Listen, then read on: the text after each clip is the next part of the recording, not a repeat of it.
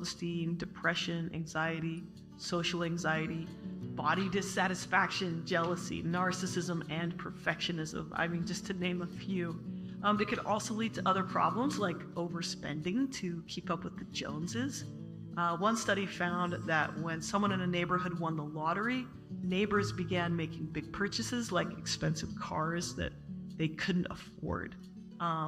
So, long story short, when we compare ourselves to others, it will always let us down in the long run. So let's talk about 3 reasons why comparison lets us down, and then we'll talk about what to do instead. So number 1, comparison is a brain shortcut, but it's also a blind spot. Number 2, you're outsourcing your identity. You're making yourself helpless. And number 3, comparison leads to isolation and drama. Hello. I am going to deal with you from 2 perspectives, from the spiritual and the natural. We're going to have an open dialogue, and perhaps we'll do this again, but the Holy Spirit has been dealing with me concerning people stunning their growth. Please put that up. You have stunted your growth. When you stunt your growth, that means you stop developing.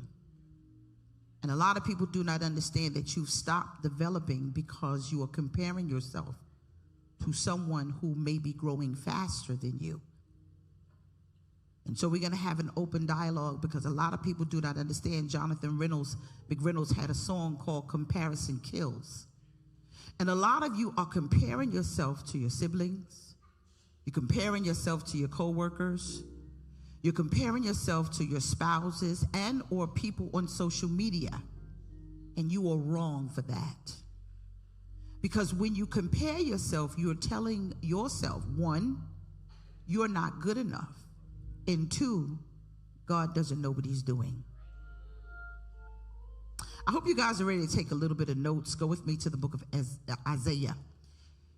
And I want you to understand that something happened a long, long time ago. And this caused the fall from grace. And even though we understand Adam and Eve, I'm going to let you sit down just for today. I want to read something to you, and I'm going to bring something to your attention that caused the fall of mankind. Yes, we get Adam and Eve, but have you ever thought about this specific fall happened before there was a garden? And what caused this was comparison. Trudy's looking like, oh, this is good. You didn't know that? Let's go to the book. Isaiah 14. And it reads, go to the 12th verse. How you have fallen from heaven, morning star, son of dawn. You have been cast down to the earth. You who once laid low the nations.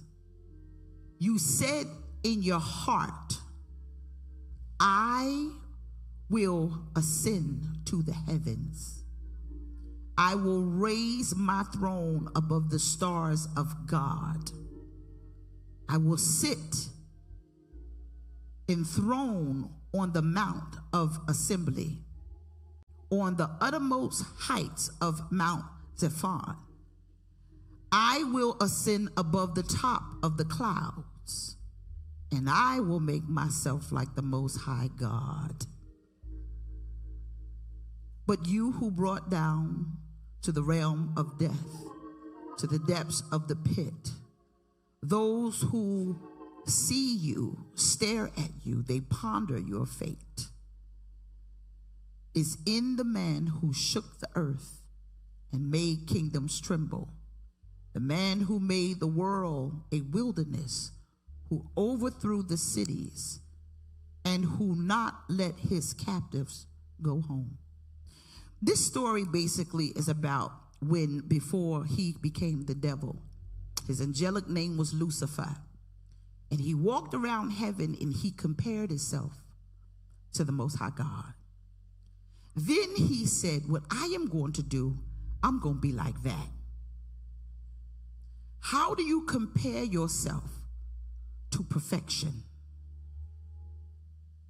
The problem with comparison is when you decide to compare yourself to people. Now, he compared himself to the Most High God. He was wrong for that. But it lets us know that he had his own mind. The Bible declares, let him be persuaded, or let man be persuaded by his own mind. So comparison is a choice. The Bible declares that what he did, he looked at Jesus and he said, I'm going to be like God. I am going to do a better job than he does. Comparison is a problem when you don't know that that's the job someone's been ordained for and not you.